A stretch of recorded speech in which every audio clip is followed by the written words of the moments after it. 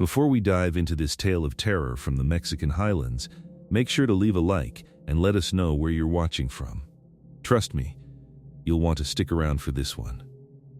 My name is Thomas Garrett, and I'm writing this account 20 years after the events I'm about to describe. Even now, with gray threading through my hair and the safety of distance between myself and that cursed canal, my hands shake when I think about those weeks in the summer of 1902. Some memories fade with time. Others burn themselves into your soul like a brand, and no amount of whiskey or prayer can make them go away. I was 32 years old when I signed on with the Pan American Canal Company. They were digging an irrigation canal through the Sierra Madre Oriental, a massive project meant to bring water to the drought-stricken valleys below. The pay was good, better than anything I could find back in Texas, and the work was straightforward. Or so I thought. The camp sat in a valley between two mountain ridges alongside the Rio Sabinas. It was a desolate place, all scrub brush and limestone rock, with the occasional twisted mesquite tree breaking up the monotony. The sun burned down mercilessly during the day, turning the rocky ground into a griddle, and at night the temperature dropped so fast you could see your breath by midnight. There were about 40 of us in the crew. Half were Americans like myself, drifters, men running from something or just looking for honest work.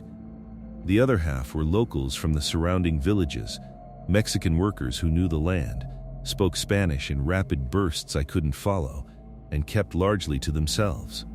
The Americans bunked on the north side of camp, the Mexicans on the south. It wasn't an official rule, but that's how it settled out. My first morning I woke to the sound of the cook, a portly man named Henderson, banging on a cast-iron triangle. The sun hadn't yet cleared the eastern ridge, and the camp was still wrapped in pre-dawn gray. I stumbled out of my tent, canvas stretched over a wooden frame, nothing fancy, and joined the line for coffee. The coffee was black, bitter, and served in tin cups that burned your fingers. But it was hot, and that was all that mattered. Around me, men stood in small clusters, breath misting in the cold air, speaking in low voices or not at all. This was the routine. Coffee, a breakfast of beans and tortillas, then out to the canal by first light. The foreman was a thick-necked bull of a man named Briggs. He had a gray mustache that drooped past his chin and a voice like gravel scraping metal. "Listen up," he'd shout each morning, his words echoing off the canyon walls. "Section crews, you know your assignments. We're 3 weeks behind schedule, and the company's breathing down my neck. I want 6 feet of progress today, minimum. No excuses." My crew consisted of 5 men. There was myself, handling one of the pickaxes. Next to me was Samuel "Sam" Oakes, a lanky Kentuckian with arms like steel cables and a laugh that came easy. He could swing a pickaxe for 12 hours straight and still have energy to play cards at night. Then there was Miguel Herrera, one of the local workers assigned to our section. Miguel was in his 40s, with deep lines etched into his brown face and black hair going silver at the temples. He spoke English well enough, with a thick accent that made everything sound musical. He had a wife and 3 children in a village 10 miles south, and he'd walk home every Sunday without fail. Rounding out our crew were 2 younger Mexican workers, Carlos, who couldn't have been more than 19, with smooth cheeks and bright, eager eyes, and Tom's, a quiet man of about 25, who rarely spoke but worked with steady, methodical precision. The work itself was brutal and repetitive. We were cutting through a section of limestone bedrock, widening and deepening the canal that would eventually carry water from the Rio Sabinas down to the agricultural valleys. Pickaxes rang against stone, shovels scraped and lifted. The dynamite crew would blast sections ahead of us, and we'd clear the rubble. By mid-morning, the sun would be directly overhead, turning the canyon into an oven. Sweat poured off us in streams. The dust got into everything: your eyes, your nose, your mouth, the fabric of your clothes. Water breaks came every hour, but the water was warm and tasted of the metal canteens. During lunch, we'd sit in whatever shade we could find, usually the shadow of the canyon wall, and eat beans, hard bread, and occasionally dried meat. The Mexican workers would often share tortillas and salsa that their families sent from the villages. It was in these quiet moments that you'd hear the men talk. For the first 2 weeks, the conversation was mundane. Weather, work, complaints about Briggs, stories from back home. But I began to notice something. Whenever we'd work our way closer to a particular bend in the river, a section where the Rio Sabinas curved sharply around a massive limestone outcropping, the Mexican workers would grow quiet. It was subtle at first. Miguel would glance toward that bend more often, his pickaxe rhythm slowing. Carlos would make the sign of the cross when he thought no one was watching. Even Tom's, who never spoke, would set his jaw a little tighter. One evening, about 3 weeks into the job, I asked Miguel about it. We were sitting outside my tent, and Sam had just finished telling some ridiculous story about a woman he'd known in Galveston. The laughter had died down, and the camp was settling into its nightly rhythm, men washing up in the river, others gathered around small fires, the smell of cooking meat and tobacco in the air. "Miguel," I said, keeping my voice casual, "you fellows seem jumpy about that river bend. Something we should know about?" Miguel didn't answer right away. He looked down at his hands, calloused and scarred from years of hard labor. When he finally spoke, his voice was low. "You know the stories, yes? About La Llorona?" Sam snorted. "The weeping woman? Hell, Miguel, that's just a fairy tale to scare children." But Miguel didn't smile.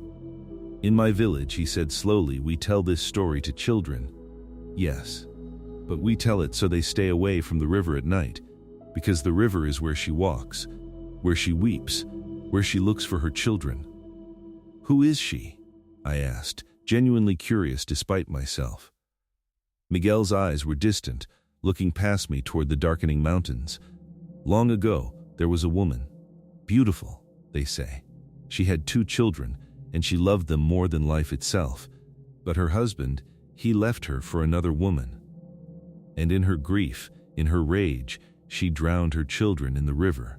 Carlos, who had been listening nearby, added softly, "And when she realized what she had done, she drowned herself too. But death would not take her," Miguel continued. "She is cursed to walk the rivers forever, searching for her children, weeping, crying out, 'Dinde essen mis hijos?' Where are my children? And if she finds you by the water at night—" He trailed off, shaking his head. "What?" Sam asked, still smiling but with less confidence now. "What happens?" "She might mistake you for her child," Carlos whispered. "She might try to take you with her, down into the water. Or if she is angry, if she is reminded of her pain." He made a gesture across his throat. Sam laughed, but it sounded forced. "Come on, boys. You don't really believe that, do you?" Miguel looked at him steadily. "I believe that men have disappeared from this river. I believe that at night, when the moon is dark, you can hear weeping carried on the wind. And I believe that we should not work near that bend after sunset. We work where Briggs tells us to work," I said, though I'll admit the hair on the back of my neck had risen. Miguel agreed quietly. "But we can choose not to linger there when the sun goes down." That night, lying in my tent with the sound of the river gurgling beyond the camp, I found myself listening. The wind moved through the canyon with a low moan, and once, just once, I thought I heard something that might have been weeping. But it was probably just the wind. Probably just my imagination, stirred up by Miguel's story. Probably. The next day, Briggs announced that we'd be moving our work section. We'd finished the current stretch and needed to advance toward the river bend, the very section that had the Mexican workers so spooked. "About time we tackle that curve," Briggs said, pointing at his survey map. "Rock's supposed to be softer there, near the water. Should make good progress." I glanced at Miguel. His face was impassive, but I saw his jaw tighten. Carlos looked down at his feet. Tom's simply crossed himself, quick and subtle. That afternoon, we moved our equipment closer to the bend. The river here ran deeper and faster, swollen from mountain runoff. The canyon walls were higher too, casting long shadows even in the middle of the day. The air felt different somehow, cooler, damper, with a smell like wet stone and decay. As we set up the new work site, one of the local workers from another crew approached Miguel. They spoke in rapid Spanish, gesturing toward the water. I couldn't understand the words, but I understood the tone: warning, urgency, fear. "What's that about?" Sam asked me, wiping sweat from his forehead. "Not sure," I admitted. "But I don't like the feel of this place." "You too?" Sam looked around at the shadowed canyon walls, thought it was just me being superstitious. That night, the camp felt different. The usual card games and conversations were more subdued. More of the Mexican workers left early, heading back to their villages despite the long walk. Those who stayed kept their fires burning bright and didn't venture far from the light. I was sitting with Sam and a few other Americans when Miguel approached. "Sr. Garrett," he said formally. "May I speak with you?" We stepped away from the others.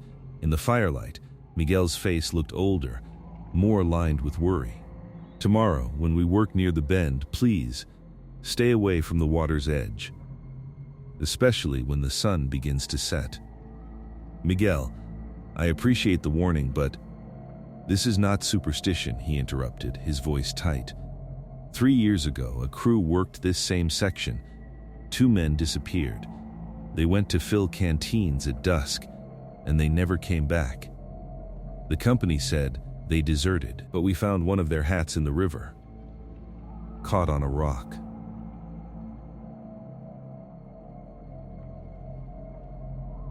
And that night, he paused, struggling with the words. That night, everyone in camp heard the weeping, a woman's voice, crying for her children, so sad it made grown men weep too. "What happened to the crew?" I asked.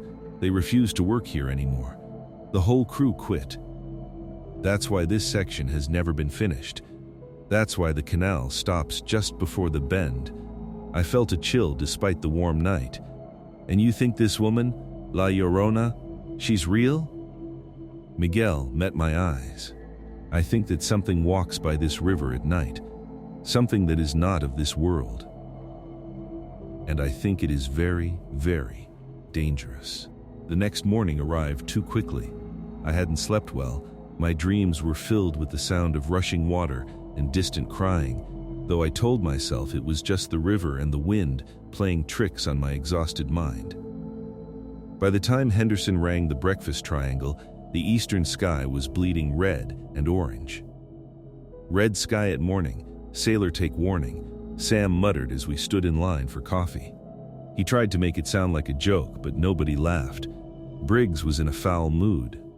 Apparently, the company representative had sent word that we were falling further behind schedule.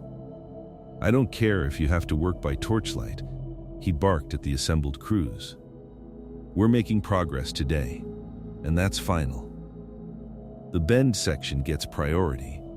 I want that channel cleared and deepened by week's end." I noticed that several of the Mexican workers who'd been with us yesterday were absent. Miguel was there, along with Carlos and Tom's, but at least 5 others had simply not shown up. Briggs noticed too. "Where the hell is Ramirez's crew?" he demanded. One of the older local workers, a man named Esteban, stepped forward reluctantly. "They will not work the bend, Sor. They have gone to other jobs." Briggs's face turned purple. "Gone? They're under contract." Esteban shrugged, his weathered face impassive. "Better to break contract than to break their necks. Or worse. This is about that damned ghost story, isn't it?" Briggs spat on the ground. "La Llorona. Bunch of superstitious nonsense. Any man who doesn't show up today is fired. You tell them that." Esteban nodded slowly, but his eyes said he'd do no such thing. He knew what Briggs didn't. Some things are more important than a job.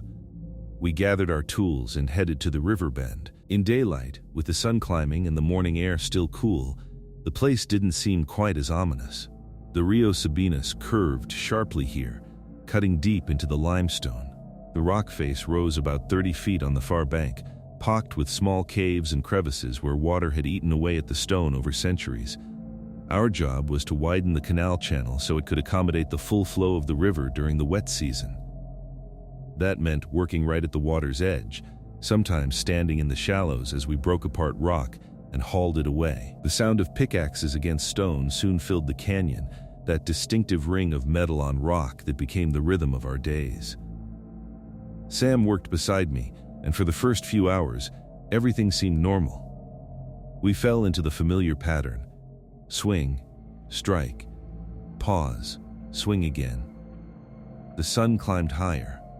Sweat began to flow. Around mid-morning, Carlos stopped working.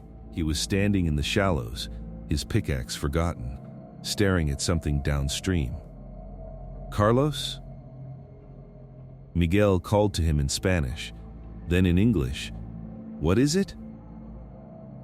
The young man didn't respond immediately. When he finally turned to look at us, his face had gone pale.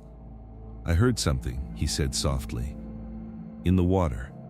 Probably just fish," Sam said, but even he didn't sound convinced.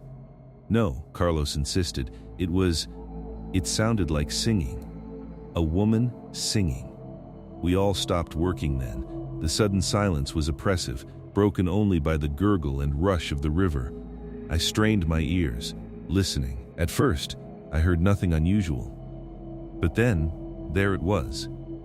Faint, barely audible over the water, something that might have been a voice. Or might have been the wind moving through those caves in the rock face. Or might have been nothing at all. "I don't hear anything," Sam declared, perhaps too loudly. But Miguel had heard it too. I could see it in the way he gripped his pickaxe, in the tension across his shoulders. "We should work on the far section today," he suggested. "Away from the water." "Briggs said to work here," I reminded him, though part of me wanted to agree. "Briggs is not the one who has to." Miguel stopped himself, shaking his head. "Never mind, we work where we are told." The incident unsettled us, but as the sun climbed higher and the day grew hotter, the fear faded. By lunch, we were joking about it. Sam made up an elaborate story about a mermaid who'd fallen in love with Carlos, which made even the stoic Toms crack a smile. But then, old Esteban appeared. He'd brought lunch for the Mexican workers, a basket of tortillas and peppers sent from one of the villages. As the men gathered to eat, I overheard him speaking urgently to Miguel in Spanish. The few words I caught made my blood run cold. "A noche es night, una mujer, muma, and el ro buma." After Esteban left, I approached Miguel. "What was that about?" Miguel hesitated, glancing at the other Mexican workers before answering. "Last night, Esteban's daughter was walking home from a friend's house. The path follows the river for a half-mile. She says she saw a woman standing in the water wearing a white dress. The woman was crying." "Did she speak to her?" I asked. "She was too frightened. She ran home. But she said the woman's dress was soaking wet, and her hair hung down to her waist, dripping water. And she said..." Miguel paused, his voice dropping to barely a whisper. "She said the woman's eyes were empty, like there was nothing behind them, just darkness." Sam had been listening. "Come on, Miguel." It was dark. The girl probably saw a tree or something and let her imagination run wild. Perhaps, Miguel agreed, but he didn't sound like he believed it. That afternoon, the atmosphere at the worksite changed. The Mexican workers stayed closer together, speaking in low voices and glancing frequently at the water. Even some of the American workers seemed affected. Fewer jokes, more nervous energy in their movements. Around 3 o'clock, something else happened. Tom's was working about 20 feet from the rest of us, closer to the water's edge. He suddenly straightened up, his head cocked to one side, listening. Then, without a word, he started walking toward the river. "Tom's?" Carlos called out. Cujases. But Tom's kept walking, his movements slow and dreamlike, as if he were sleepwalking. He stepped into the shallows, the water rising to his knees, then his thighs. Miguel dropped his pickaxe and ran. "Tom's, detente." He grabbed the younger man by the arm and yanked him backward, breaking whatever spell had taken hold. Tom's blinked, confused, looking around as if he'd just woken up. I heard my mother," he said, his voice shaking. "She was calling me. She said she needed help." "Your mother is in Monterrey," Miguel said firmly, still gripping Tom's arm. "She is not here, but I heard her," Tom's insisted, tears forming in his eyes. "I heard her voice. She was crying." We all stood there, frozen, the implication hanging in the air like smoke. If something could mimic voices, if it could sound like someone's mother, then what else could it do? "That's enough," I said, trying to sound authoritative. "We're done for today. Let's pack up the tools." Briggs said to work until sunset. One of the other Americans protested. "I don't give a damn what Briggs said," I snapped. "We're leaving. Now." Nobody argued. We gathered our equipment quickly, keeping close together as we made our way back to the main camp. I noticed that Miguel kept one hand on Tom's shoulder the entire walk, as if afraid the young man might wander off again. That evening, the camp was tense. Briggs was furious when he found out we'd quit early, but when Miguel explained what had happened, leaving out the supernatural elements and just saying that Tom's had nearly fallen in the river, the foreman's anger cooled somewhat. "Fine," he grumbled, "but tomorrow, I want a full day's work. And someone needs to watch that boy. Can't have men drowning on my watch." As darkness fell, I noticed that the Mexican workers had built their fires larger than usual, and nobody wandered far from camp. The Americans, though most wouldn't admit it, seemed affected too. The usual card games started up, but they were quieter, more subdued. I was sitting with Sam, nursing a cup of terrible coffee, when we heard it. At first, it was so faint I thought I'd imagined it. But Sam heard it too. I saw his head turn, his eyes widening. It came from the direction of the river, carried on the night wind, a woman's voice, weeping. Not loud, not close, but distinct and unmistakable. "Dinde están mis hijos?" The words were clear despite the distance. "Where are my children?" The entire camp fell silent. 40 men, frozen, listening to that heartbroken wailing that seemed to come from everywhere and nowhere at once. It rose and fell, sometimes louder, sometimes fading to almost nothing but never quite disappearing. "Mis hijos." "Mis hijos." The voice was thick with tears, choked with grief so profound it made my chest hurt to hear it. Carlos made the sign of the cross, his lips moving in silent prayer. Miguel's face was grim, resigned, as if he'd been expecting this. Even the most skeptical Americans had gone pale. "It's just the wind," someone said weakly. "Has to be the wind through those rock caves." But we all knew better. Wind doesn't form words. Wind doesn't cry out in Spanish, pleading for lost children. The weeping continued for perhaps 10 minutes, though it felt like hours. Then, as suddenly as it had started, it stopped. The silence that followed was almost worse. We all waited, breath held, for it to begin again. It didn't. Eventually, men began moving again, but the easy camaraderie of earlier evenings was gone. People spoke in whispers. Many of the Mexican workers gathered together, and I heard them praying, the rhythmic cadence of the rosary in Spanish. Sam and I retreated to my tent. Neither of us spoke for a long time. Finally, Sam said, "Thomas, what the hell was that?" "I don't know," I admitted. But I think Miguel was right. Something's out there. Something that's not natural. What do we do? I wished I had an answer. We stay away from the water at night. We stick together, and we finish this job as quickly as possible so we can get the hell out of here. And if it comes for us, like it came for Tom's, I didn't have an answer for that. That night I barely slept. Every sound made me jump, the flutter of canvas, the crack of a branch, the endless murmur of the river. And once, deep in the night, I thought I heard that weeping again, distant and mournful. But it might have been a dream. I hoped it was a dream. When morning finally came, I stumbled out of my tent exhausted and on edge. The camp looked different in daylight. Normal, mundane, safe. But I couldn't shake the feeling that we'd crossed some invisible threshold the night before. We'd heard La Llorona. We'd heard her weeping for her children. And somehow, I knew this was just the beginning. At breakfast, Briggs announced that 6 more workers had quit overnight. Cowards, he muttered. All of them. But I looked at the men who remained, Americans and Mexicans alike, and I didn't see cowardice.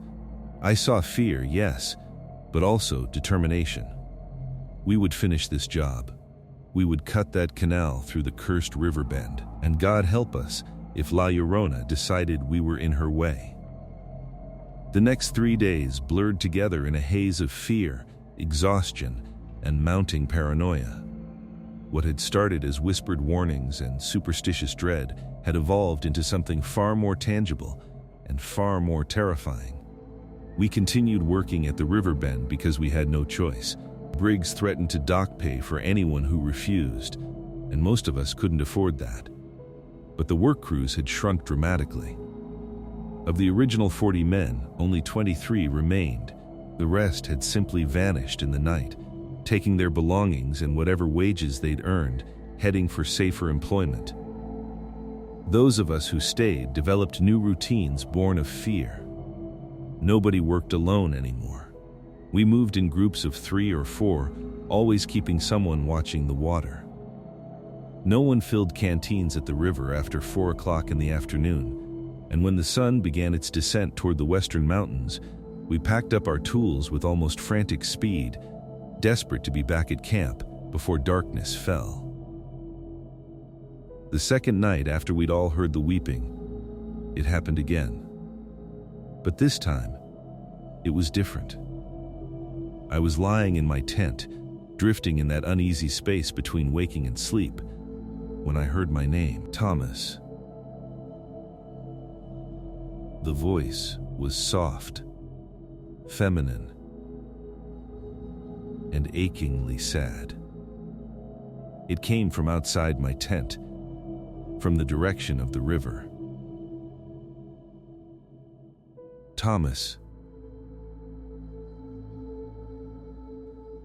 please help me. I sat bolt upright, my heart hammering. The voice sounded like my sister, Mary. But Mary had died of fever 3 years ago back in Texas. I hadn't heard her voice since the day she'd been buried. Thomas, I'm so cold, so alone. My hand was on the tent flap before I realized what I was doing. Some part of my brain screamed at me to stop, but the voice was so familiar, so beloved. I could save her. I could help her. Thomas, a different voice, harsh and urgent, cut through the spell. Sam burst into my tent, grabbing my shoulders and shaking me hard. Don't listen to it. It's not real. I blinked, the fog clearing from my mind.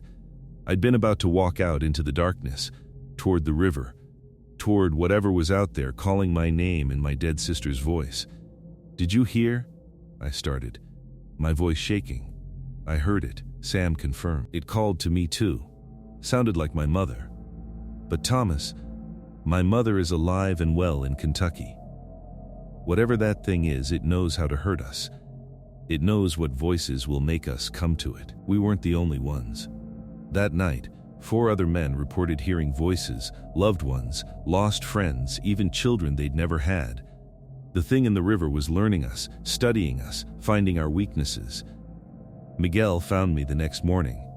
His eyes were hollow, ringed with dark circles. It called to me last night, he said quietly. It sounded like my youngest daughter, Rosa. She is 6 years old. It knew her voice perfectly, the little lisp she has, the way she says pap. If I had not known she was safe at home, if I had not been certain. He trailed off, his hands trembling. What is it doing? I asked. Why is it trying to lure us? La Llorona drowned her own children, Miguel reminded me. She searches for them in the rivers. When she finds someone near the water,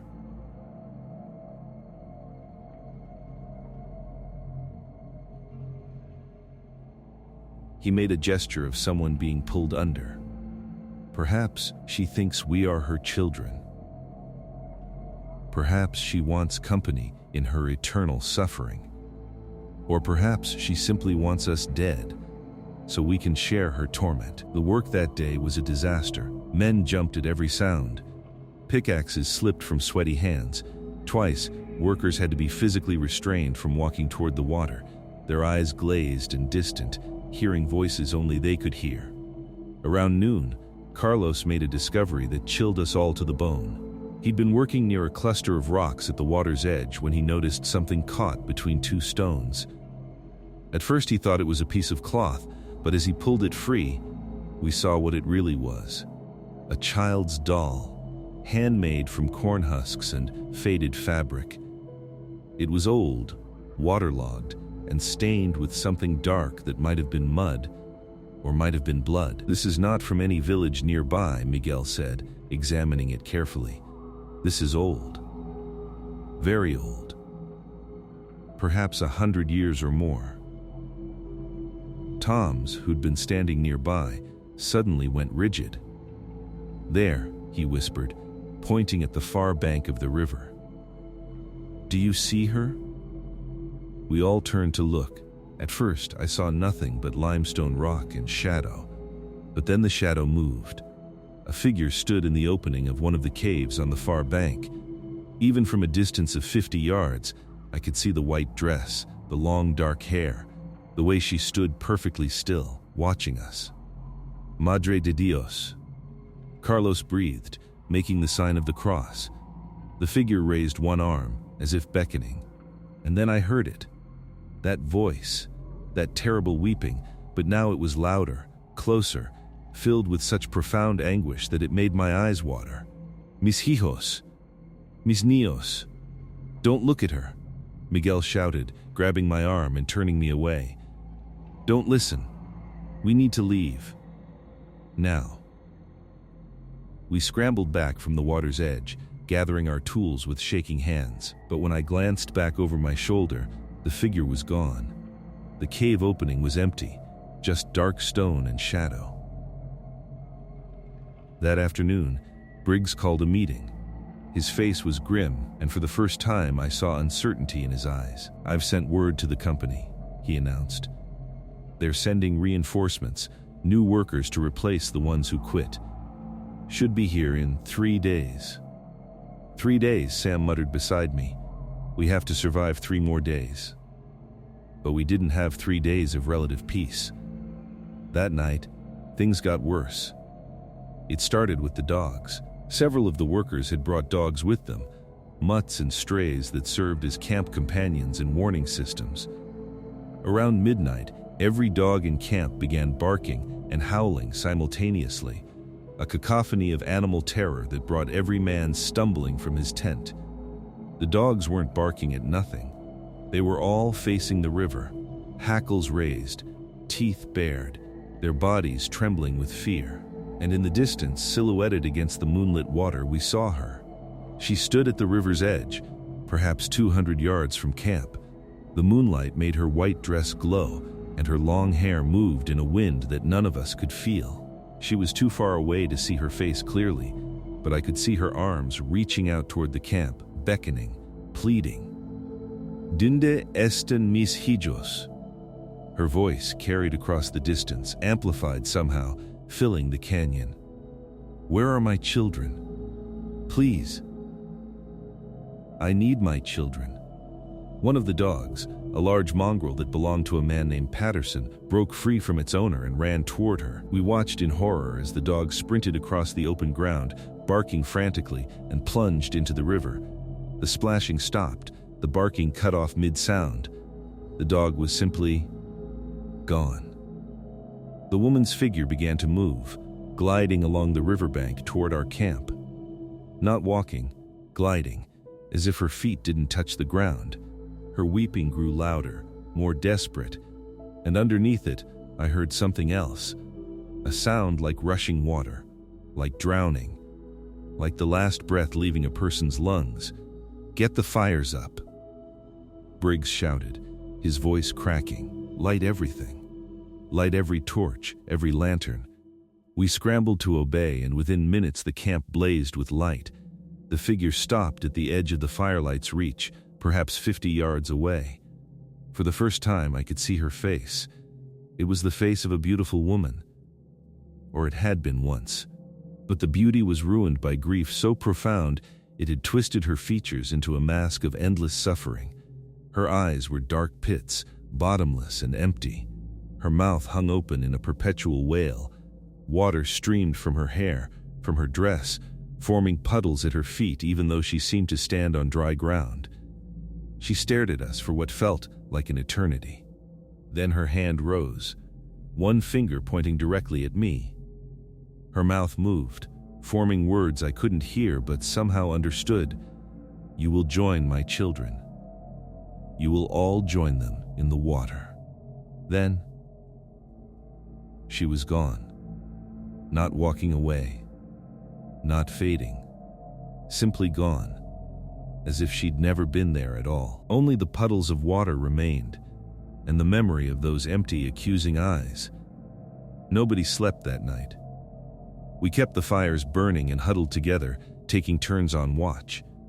Every sound made us jump. Every shadow seemed to hide that white dress, that reaching hand. Dawn came as a mercy, painting the canyon walls gold and orange. In the morning light, several men packed their belongings. "I'm done," Patterson said, his voice hollow. His dog's body had washed up on the bank downstream, drowned, its eyes wide with terror even in death. "I don't care about the money. I don't care about anything except getting away from this cursed place." 8 more men left that morning. That left 15 of us, 5 Americans, including myself and Sam, and 10 Mexican workers, including Miguel, Carlos, and Tom's. 15 men against something that couldn't be fought with pickaxes and muscle. Briggs tried to maintain order, tried to keep us working. "The company men will be here in 2 days, he insisted.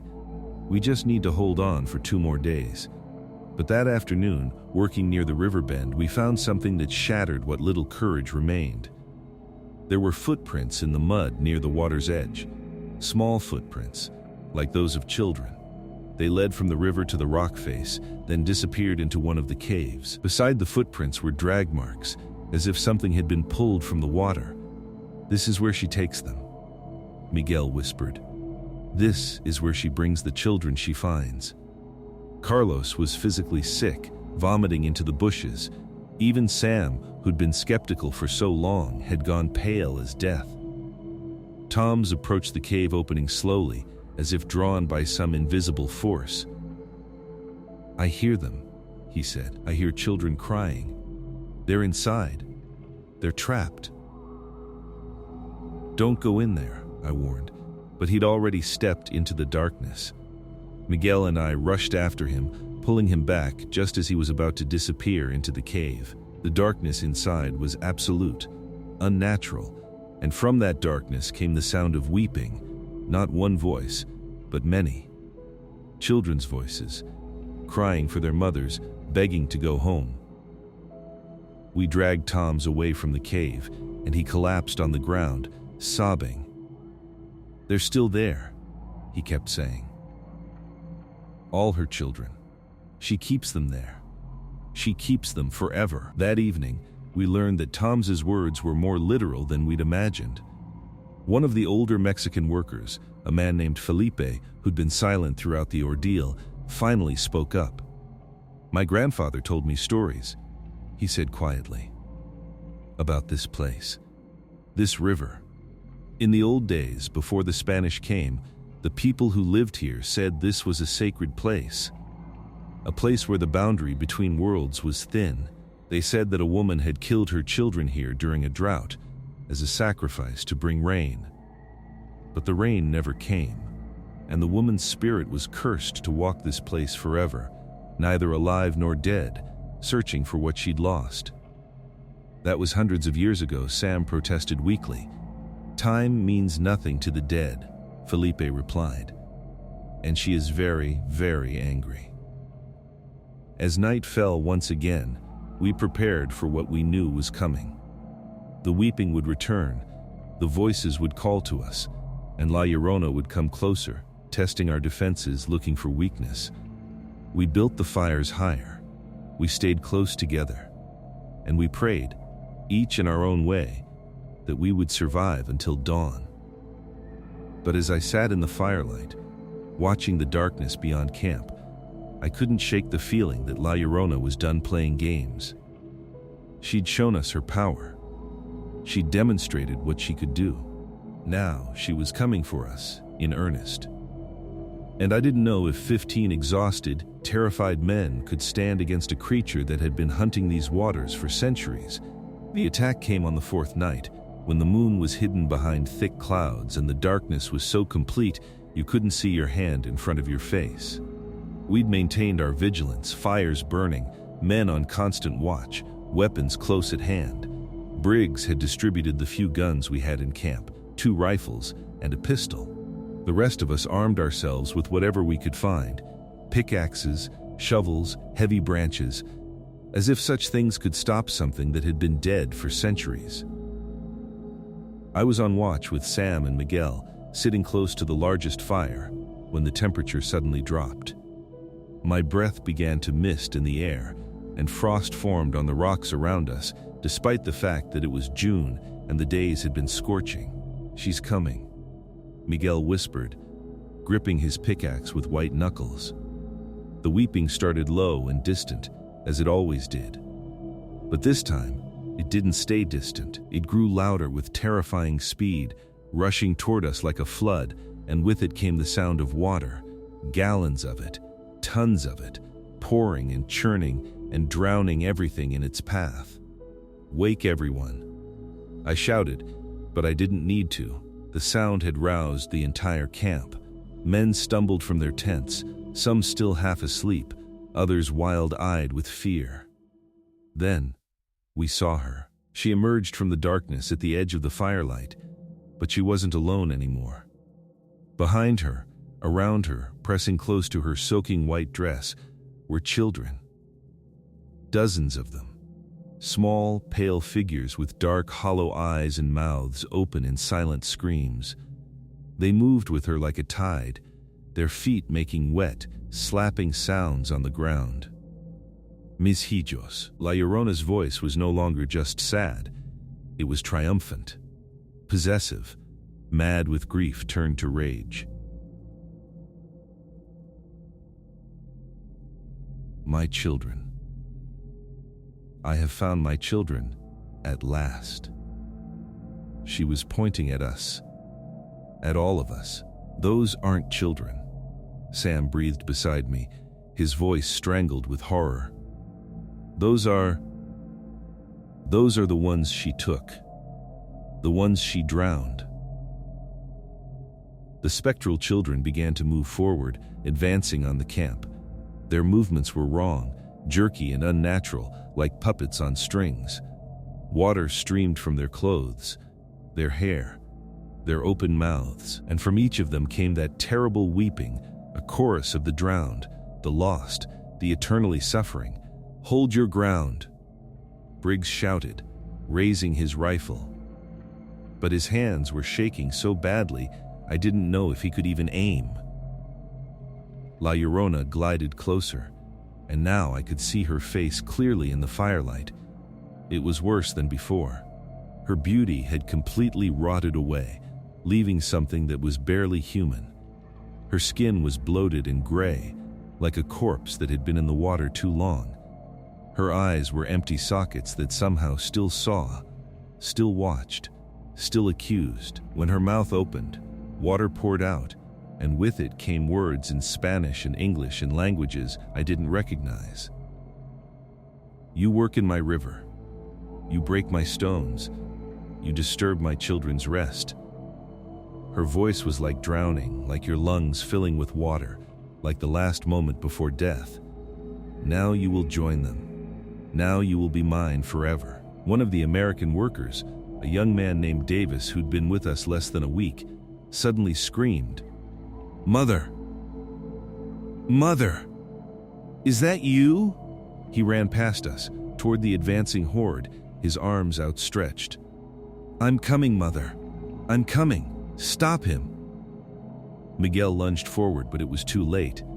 Davis reached the spectral children, and they swarmed him like a wave. He disappeared beneath them, and his screams cut off with horrifying abruptness. When they pulled back, there was nothing where he'd been standing. No body, no blood, nothing but a puddle of water that steamed in the cold air. Fire. Briggs finally managed to shout, and he pulled the trigger. The rifle shot was deafening in the enclosed canyon. The bullet passed straight through La Llorona's chest, leaving a hole that leaked water instead of blood. She didn't even flinch. Instead, she laughed, a sound like bones rattling in a coffin, like the last gasp of the drowning. "Your weapons cannot harm me," she said. "I am already dead. I have been dead for so long. And now, you will join me in death." The ghost children rushed forward. Chaos erupted. Men scattered in all directions, some running for the river, others retreating toward the canyon walls. The spectral children moved through the camp like water through a sieve, their cold, wet hands grasping at anyone they could reach. I saw Carlos swing his pickaxe at one of them. The tool passed through the ghost child harmlessly, and the child reached up and touched Carlos's face with both hands. Carlos screamed and fell backward, his skin where he'd been touched turning gray and cold, frost spreading across his cheek. Toms grabbed Carlos and dragged him away, shouting prayers in Spanish.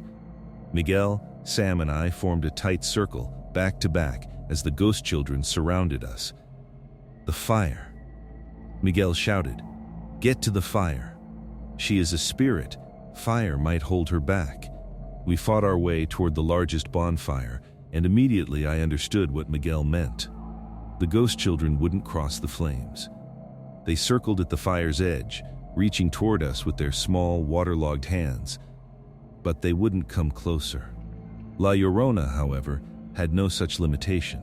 She walked straight through the fire, and where she passed, the flames turned from orange to sickly blue-green, the color of deep water in a drowned well. The heat vanished, replaced by bone deep cold that made my teeth chatter. "There is nowhere you can hide from me," she said, and now her voice came from everywhere at once. From the river, from the rocks, from inside my own head. I searched for my children for 300 years. I called and called, but they never answered. They were gone. Lost to me forever. She reached out toward me, and I saw her hand clearly, the skin sloughing off, the bones showing through, water constantly dripping from her fingertips. But now I have new children. I have you. You will stay with me. You will cry with me. You will never, ever leave. Miguel suddenly stepped forward, putting himself between La Llorona and me. "We are not your children," he shouted. "Your children are gone. You must let them rest. You must let them go." For a moment, just a moment, La Llorona's face changed. The rage flickered, replaced by such profound sorrow that I felt tears running down my own cheeks. "I cannot," she whispered, and her voice was almost human again. "I killed them. I drowned my beautiful babies in the river because their father left me. Because I was angry. Because I was mad with grief and rage. And when I realized what I had done, when I saw their little bodies floating in the water," her voice broke completely. "I drowned myself too. But death would not let me forget. Death would not let me rest. I must search forever. I must gather children forever to replace what I destroyed. Then your children's souls cannot rest either, Miguel said, his voice gentler now. They are trapped with you. They cannot move on to heaven. You keep them in suffering. La Llorona looked at the ghost children surrounding us. For the first time, I saw confusion in her empty eyes. My children? But I must keep them safe. I must keep them with me. They are suffering, Miguel insisted. Look at them. Really look at them. And she did. She turned to look at the spectral children, and I saw her face change as she truly saw them, not as the babies she remembered, but as the tortured souls they had become. Their silent screams, their hollow eyes, their endless weeping. No, she whispered. No, this is not. I was protecting them. I was keeping them safe. You were keeping them prisoner, Miguel said. You must let them go. You must release them. Only then can you find peace. Only then can you rest. For a long moment, nothing happened. The entire camp seemed to hold its breath. La Llorona stood frozen, staring at the ghost children, her face twisted in agony. Then one of the spectral children moved. It was a small boy, no more than 5 years old, with dark hair plastered to his skull. He walked toward La Llorona and looked up at her with those terrible hollow eyes. And he spoke. "Ma'am," he said, his voice like wind through reeds. "Ma'am, let us go. Please. We are so tired. We want to sleep." La Llorona let out a wail that made the very rocks shake. It was the sound of 3 centuries of grief, of madness, of endless searching finally coming to an end. She fell to her knees, and water poured from her like a burst dam. "I'm sorry," she sobbed, reaching for the boy with trembling hands. "I'm so sorry. I didn't mean to. I didn't mean to hurt you. I loved you. I loved you all so much." "We know, ma'am," the boy said, and then, impossibly, he smiled. "It's time to let go now." One by one, the ghost children began to fade. They didn't disappear suddenly. They dissolved slowly, like morning mist burning away in sunlight, and as they faded, their faces changed. The horror left them. The pain vanished. For just a moment before they disappeared completely, they looked like what they should have been. Children at peace, going home at last. La Llorona watched them go, her wailing gradually fading to quiet weeping, then to silence. When the last child had vanished, she looked down at her own hands. The decay was reversing, the bloated flesh returning to smooth skin, the hollow eyes filling with light. She was becoming human again, or as human as a ghost could be. She turned to look at us one final time. "Thank you," she whispered, and now her voice was gentle, sad but no longer tortured. "I was lost for so long. I forgot what I was searching for.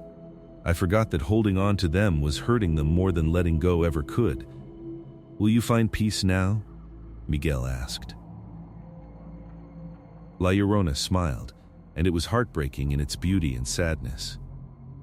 "Perhaps, or perhaps, I will search forever. But at least I will search alone. My children are free. That is enough." She turned toward the river, and as she walked, her form grew fainter with each step. By the time she reached the water's edge, she was translucent, barely visible. Then she stepped into the river, and the water welcomed her like an old friend, closing over her head without a ripple. She was gone. The silence that followed was absolute. The unnatural cold faded, replaced by the normal warmth of a June night.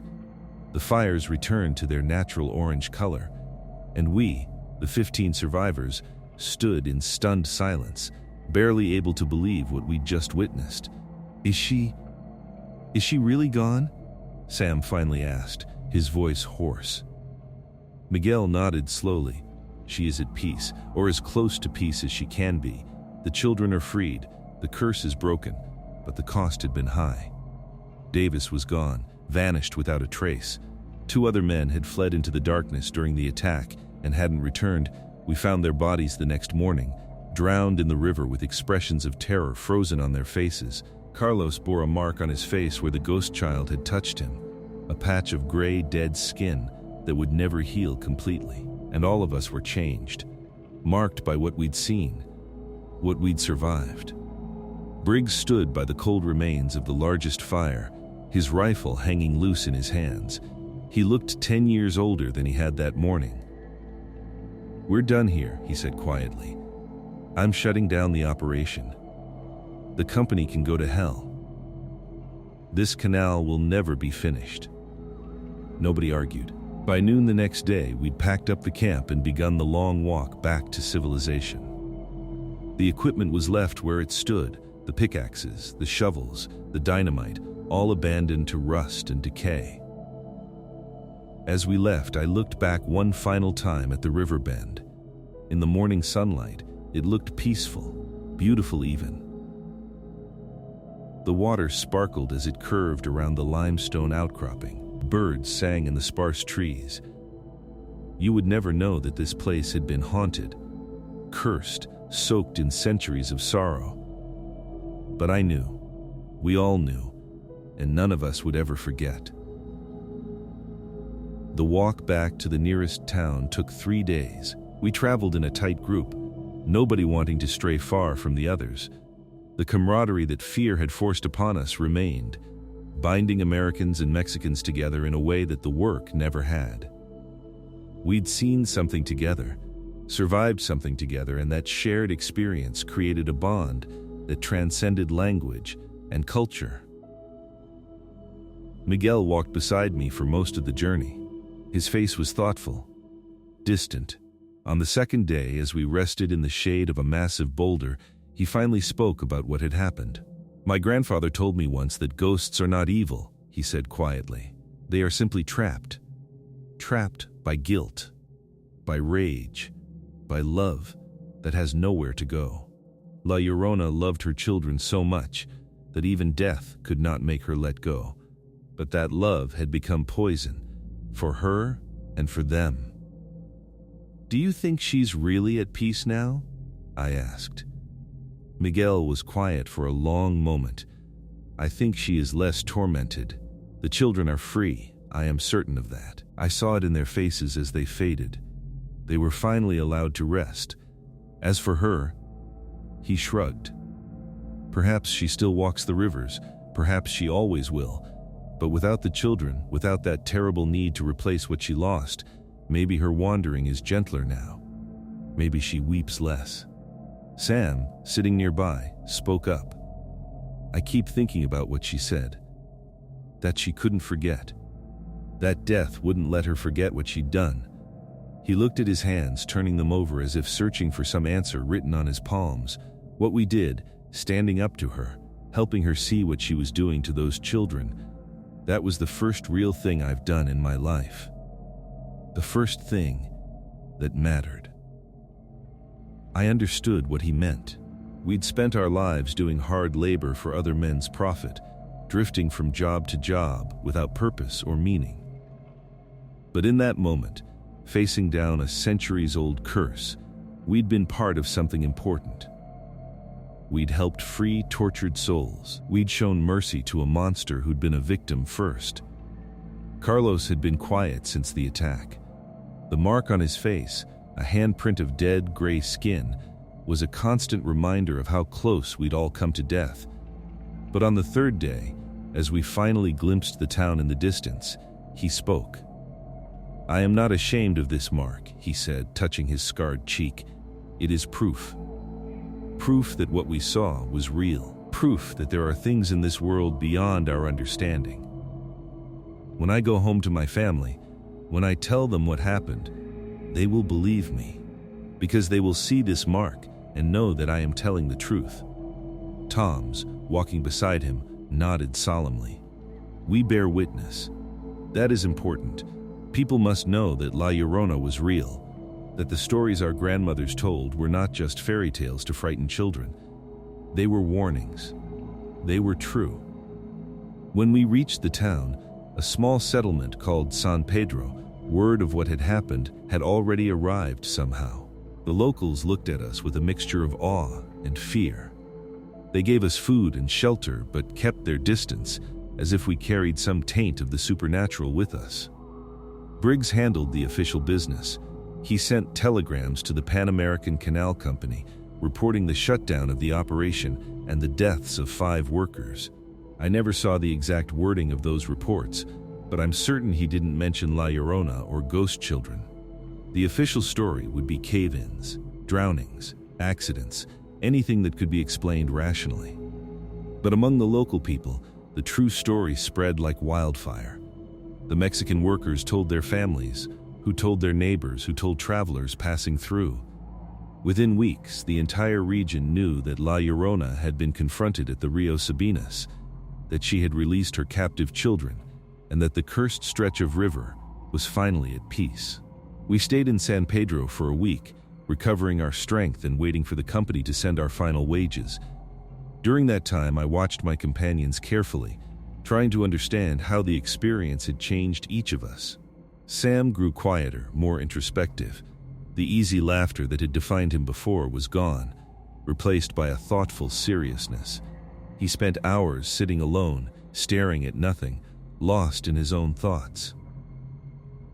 One evening, he told me he was going home to Kentucky. "I need to see my mother," he said. "I need to tell her I love her. Life's too short, Thomas. Too uncertain." I heard La Llorona use my mother's voice to try to lure me to my death, and it made me realize I haven't seen her in 3 years, haven't written in 6 months. What kind of son does that? Miguel made plans to return to his village and never leave again. "I have work here, in my own land, with my own people," he said. "I do not need to chase money into cursed places. My family needs me alive more than they need the extra wages." Several of the other Mexican workers made similar decisions. They'd come to the canal for money to support their families, but they'd learned that some prices were too high to pay. They would find other work, closer to home, safer work. The supernatural encounter had rearranged their priorities. As for Briggs, the foreman who'd driven us so hard, who'd mocked the warnings and pushed us to work in a cursed place, he was broken. His hair had gone completely gray in those 4 days. He drank heavily now, trying to forget what he'd seen, but the memories wouldn't fade. On our last day in San Pedro, he pulled me aside. "I didn't believe them," he said, his voice slurred from whiskey. "The locals warned me, even my own men warned me. But I thought I knew better. I thought it was all superstition and ignorance." He laughed bitterly. 5 men dead because of my arrogance. 5 men who'd still be alive if I'd just listened. "It wasn't your fault," I said, though I wasn't entirely sure I believed it. "Wasn't it?" He looked at me with red-rimmed eyes. "I'm the foreman. I'm responsible for my men. And I led them straight into hell because I was too stubborn to believe in anything I couldn't see or touch." He took another drink. "I'm done with this work. Done with the company. Let them find someone else to dig their canals and build their railroads. I can't be responsible for any more deaths." On our 8th day in San Pedro, the company money arrived. They'd sent our wages plus a small death benefit for the families of those who'd been lost. It felt obscene somehow, reducing those lives to a few dollars, as if money could compensate for what had been taken. We divided the funds, making sure that Davis's portion and those of the 2 men who'd drowned would be sent to their families. It wasn't much, but it was something. A small acknowledgement that their lives had mattered. Before we parted ways, the 15 survivors gathered one final time. There was no formal ceremony, no speeches. We simply stood together in the town square, looking at each other, remembering what we'd been through. Miguel spoke for all of us. "We will not forget," he said simply. "We will tell this story. Not to frighten people, but to remind them there are things in this world that cannot be explained by reason. There are places where the boundary between life and death grows thin. And there are spirits who suffer, trapped between worlds, who need our mercy and our courage. We shook hands, embraced, made promises to stay in touch that we all knew most of us wouldn't keep. Then we went our separate ways, back to Texas, Kentucky, Tennessee, and to villages scattered throughout the Sierra Madre Oriental. I never worked on another canal. The experience had changed something fundamental in me. I'd looked into the eyes of death itself, seen the face of eternal suffering, and I'd survived. Nothing in my ordinary life would ever be as terrifying or as meaningful as those days by the Rio Sabinas. I went back to Texas and found work on a ranch, honest work with horses and cattle, and solid ground beneath my feet. I married a year later a practical woman named Sarah, who listened to my story without judgment and believed every word. We had 3 children, and I told them all about La Llorona, not to frighten them, but to teach them. Love can become poison if we hold on too tightly. Grief can trap us worse than any prison, and sometimes the greatest act of love is letting go. Years later, I heard that someone had tried to restart the canal project at the Rio Sabinas. They brought in new workers, new equipment, determined to finish what we'd started. But the project was abandoned again within a month. The workers reported strange sounds at night, feelings of being watched, an overwhelming sense of sadness that permeated the entire site.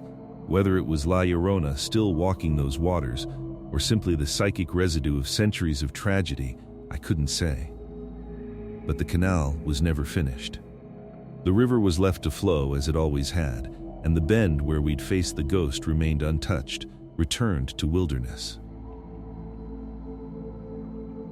I kept in touch with Miguel through letters.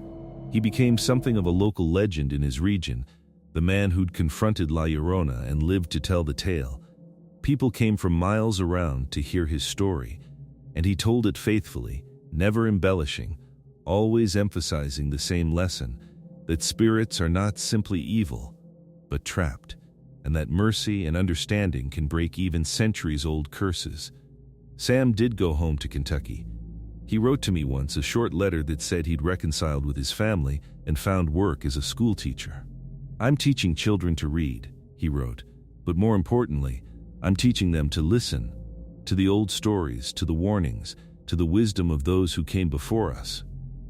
If I can save even one person from the kind of arrogance that nearly got us all killed, then maybe those 4 days by the river meant something."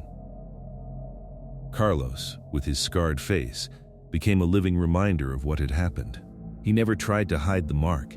Instead, he spoke openly about how he'd received it, ensuring that the story of La Llorona and her released children spread throughout Mexico. The gray handprint on his cheek became famous in its own way, proof that the supernatural world was real, that the old stories held truth. 20 years have passed since that summer of 1902. I'm 52 now, with gray in my hair and arthritis in my hands. The world has changed. There are automobiles now, airplanes, electric lights.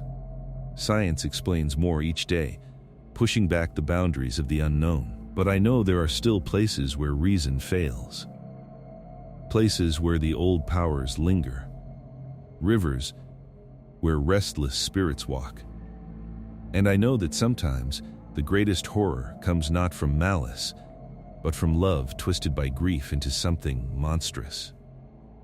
I think of La Llorona sometimes, especially on quiet nights when I can hear water running in the distance. I wonder if she still walks the rivers of Mexico, searching for children she'll never find. I wonder if releasing those trapped souls brought her any peace, or if her curse is eternal, unbreakable, a punishment that will never end. But I also remember the moment when she finally saw, truly saw, what she had become and what she had done to her children. I remember the heartbreak on her face and the terrible, beautiful moment when she let them go. That moment taught me something profound, that redemption is possible even for monsters, that mercy can exist even in horror, and that sometimes the most frightening things are not evil, they're just impossibly, tragically sad. I'm writing this account in the year 1922, 20 years after the events at the Rio Sabinas, my youngest daughter asked me why I never take the family to visit Mexico, why I grow tense when we pass rivers at night, why I still sometimes wake with a start, listening for sounds that aren't there. So I told her the story. All of it. She's 16 now, old enough to understand, old enough to carry the truth of what happened. When I finished, she was quiet for a long time. Then she asked the question I've been asking myself for 2 decades. Do you think she's still there, Papa? Do you think La Llorona still walks those waters? I don't have a definitive answer. I want to believe that she found peace, that releasing those children freed her from her curse, but I'm not certain. Some sins are too deep to be washed away, some grief too profound to ever heal completely. She may walk those rivers until the end of time, an eternal mourner searching for something that can never be found. But here's what I do know. She's different now. The reports that filter back from Mexico, and there are still reports, even after 20 years, speak of a changed presence. Travelers still hear weeping near rivers at night. Mothers still warn their children not to wander near the water after dark. But the attacks have stopped. The disappearances have ended. The woman who weeps by the water now seems more sad than dangerous, more mournful than malevolent. Some say they've seen her standing by riverbanks, looking up at the stars as if searching for her children in heaven rather than in the water. Others claim they've heard her singing lullabies instead of wailing in anguish, soft, gentle songs that carry on the night wind like a mother comforting babies who are finally asleep. If these reports are true, and I have no reason to doubt them, then what we did that night mattered. We didn't destroy La Llorona. We didn't banish her or defeat her in some final confrontation. But we helped her transform. We showed her that her love had become a cage, that holding on was causing more suffering than letting go ever could. And perhaps that's the real lesson of the entire experience. Evil isn't always a monster to be slain. Sometimes it's pain that's been left to fester for so long it's become toxic. Sometimes the most courageous thing you can do isn't to fight, but to show mercy, to help even the most terrible things find peace. Miguel understood this before any of us did. His grandfather's wisdom, passed down through generations, taught him that spirits are trapped by their own emotions, by love, by rage, by guilt too heavy to bear. The locals knew this too. That's why they warned us. That's why they stayed away from the river bend. They understood that La Llorona wasn't simply evil, she was suffering. We Americans, with our guns and our tools and our faith in force and reason, nearly got us all killed because we couldn't understand that some problems can't be solved with violence or logic. Sometimes you need compassion. Sometimes you need to listen to the old stories and respect the old wisdom. I think about Davis often, the young man who ran toward the ghost children, believing he'd seen his mother. I wonder if, in those final moments before they took him, he found some kind of peace. Did he believe, even briefly, that he was being reunited with a loved one? Or did he realize the truth too late, dying in terror and confusion? I think about the 2 men who drowned fleeing into the darkness, their faces frozen in fear even in death. They panicked. They ran instead of staying together, and it cost them their lives. There's a lesson there too. In the face of the supernatural, our normal instincts can betray us. Running doesn't help when you're facing something that exists outside the normal rules of nature. And I think about Briggs, the foreman who learned too late that arrogance and skepticism can be as dangerous as any supernatural curse. I heard he died 5 years after the incident, drank himself to death, never able to escape the guilt of the men who died under his command. His story is a tragedy in its own right. A man destroyed not by ghosts, but by the knowledge of his own failures. But mostly, I think about La Llorona herself. I've spent 20 years trying to understand her. I've read everything I could find about the legend, spoken to people who've encountered her, or heard stories passed down through their families. And what I've learned is that there are dozens of versions of her story, different names, different reasons for why she drowned her children, different rivers where she walks. Some say she was a peasant woman driven mad by poverty. Others claim she was a noble woman who killed her children to spite an unfaithful husband. Still others insist she was an indigenous woman whose children were taken by Spanish conquistadors, and she drowned herself in grief. The details change, but the core remains the same: a mother who killed her children and whose spirit is cursed to search for them forever. What does it mean that this story exists in so many forms, in so many places?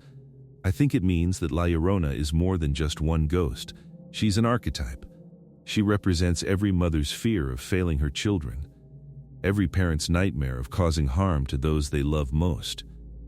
She's the embodiment of guilt, of grief, of love twisted into something monstrous. And perhaps there are many La Lloronas, different spirits in different rivers, all trapped by the same terrible pattern. Perhaps the one we encountered was just one of many, and freeing her children freed only one small piece of a much larger tragedy that spans continents and centuries. This thought both comforts and disturbs me. It means our actions mattered, that we genuinely helped those specific souls find peace.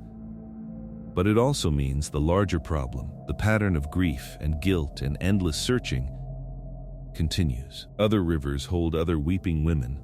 Other children are trapped by their mother's inability to let go. My daughter asked me another question after I finished my story. Would you do it again? If you knew what was going to happen, would you still take that job? I've thought about this carefully. 5 men died. Others, like Carlos, were permanently marked. All of us who survived were changed, haunted by what we'd seen. The experience cost us our innocence, our certainty about the nature of reality. We learned that the world is stranger and more terrible than we'd ever imagined, but we also learned that courage and mercy can break centuries-old curses. We learned that even the most monstrous things might deserve compassion. We learned that the old stories hold truth, and that dismissing them as superstition can be fatal. And we freed those children, those poor trapped souls who'd been crying in darkness for generations. Would I do it again? Yes. Despite everything, yes. Because some things are more important than safety or comfort or even survival. Some things are worth facing the darkness for. And helping those children find peace, showing La Llorona that she could release them, that was worth every moment of terror, every sleepless night since. I'm an old man now by some standards, though 52 isn't ancient. My hands shake sometimes, especially on cold nights or when I hear water running in the dark. My sleep is restless, filled with dreams of rivers and weeping women and children with hollow eyes. Sarah holds me when I wake from these dreams, and I'm grateful for her steady presence, her refusal to dismiss what I experienced as fantasy or madness. My children are growing up in a world that's increasingly electric and mechanical, where science explains more every day, and magic seems to retreat further into the past. But I've taught them to respect the old stories. I've taught them that not everything can be explained by reason, that there are places where the natural and supernatural overlap, and that sometimes mercy is more powerful than force. I hope they never need to use these lessons. I hope they live peaceful lives, free from encounters with the strange and terrible. But if they do face something beyond understanding, I hope they remember what happened at the Rio Sabinas. I hope they remember that even monsters can be transformed by compassion, that even curses can be broken by understanding. Next month, there's a young man coming through town, a journalist who's writing a book about ghost stories and supernatural encounters in Mexico and the American Southwest. He's heard about what happened at the Canal project in 1902, and he wants to interview me. I'm going to tell him everything. Not because I want fame or attention, but because the story needs to be told. People need to know that La Llorona is real, that the weeping woman by the river is more than just a tale to frighten children. But they also need to know that she's not simply a monster to be feared. She's a tragedy. She's a warning. She's a reminder that love without wisdom can become a cage, and that grief unprocessed can poison everything it touches. Some stories need to be told not because they're exciting or entertaining, but because they teach us something essential about being human. This is one of those stories. Do I think La Llorona was truly defeated? No. But I don't think she needed to be defeated. She needed to be understood, helped, shown mercy. And perhaps that's a kind of victory. Not the destruction of evil, but the transformation of suffering into something less toxic, less dangerous. Late at night, when the house is quiet and everyone else is asleep, I sometimes go out to our back porch. There's a small creek that runs behind our property, and I sit there listening to the water gurgle over stones. And sometimes, not often, but sometimes I think I hear it, a distant weeping, a woman's voice crying out for her children. It might be memory playing tricks on me. It might be the wind, or night birds, or simply the sound of water that my traumatized mind interprets as something more. But I like to think it's her, La Llorona, still walking her rivers, still searching. But searching differently now, with less anguish, more acceptance, looking not to reclaim what was lost, but to honor it, to remember, to grieve without destroying. If that's true, then we did something meaningful that summer of 1902. We didn't solve the mystery of La Llorona or end her curse entirely. But we eased her suffering. We freed her captives. We showed her a path towards something that, if not quite peace, was at least less painful than before. And maybe that's all any of us can do when we face the darkness. Make it a little less dark.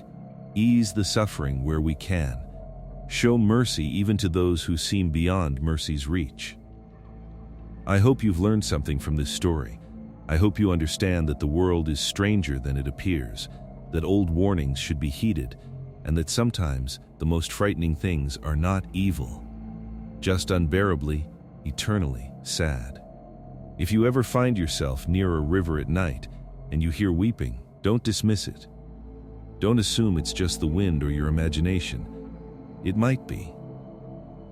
But it might be something else. Someone else. Calling out across the boundary between life and death, searching for what was lost. You don't have to run. But you should respect what you're hearing. Acknowledge the pain. Send a prayer or a kind thought toward whoever is weeping.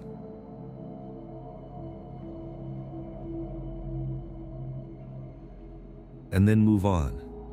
Grateful that your own griefs are smaller, your own losses less permanent, because we're all just one tragedy away from becoming something like La Llorona, trapped by pain, unable to let go, causing suffering even when we mean to show love. The only difference between her and us is that we still have time. Time to process our grief, to release what must be released, to love without clinging so tightly we suffocate what we're trying to protect. That's the real lesson from the Rio Sabinas. Not that ghosts are real, though they are. Not that curses exist, though they do. But that we must learn to let go. We must learn to love without possessing, to grieve without drowning in that grief, to remember without being trapped by memory. Do I think La Llorona still walks those waters, searching for her children? Yes. I believe she does. And I believe she always will. But I also believe she walks differently now, with less rage, less desperation, more acceptance, and the children she searches for are free, finally at rest, no longer trapped by their mother's inability to release them. That's not a perfect ending. It's not the happy resolution that stories are supposed to have. But it's real. And sometimes, real is more valuable than perfect. So now you know the story of what happened in 1902, when a crew of canal workers encountered La Llorona by the Rio Sabinas. 5 men died. Others were scarred, physically and mentally. But we also freed trapped souls and showed mercy to a suffering spirit. Do you think the creature was truly defeated, or is she still watching? Is she still walking those rivers, weeping for her children? And more importantly, if you heard that weeping in the night, would you have the courage to show mercy, instead of fear? Let us know in the comments below. And remember, the old stories are warnings. Listen to them. Respect them. They might save your life.